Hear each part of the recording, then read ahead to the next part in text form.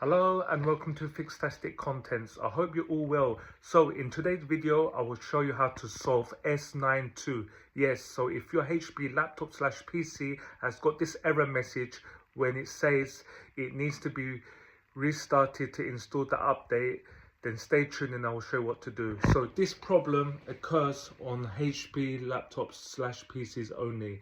This is due to needing an update of the BIOS firmware.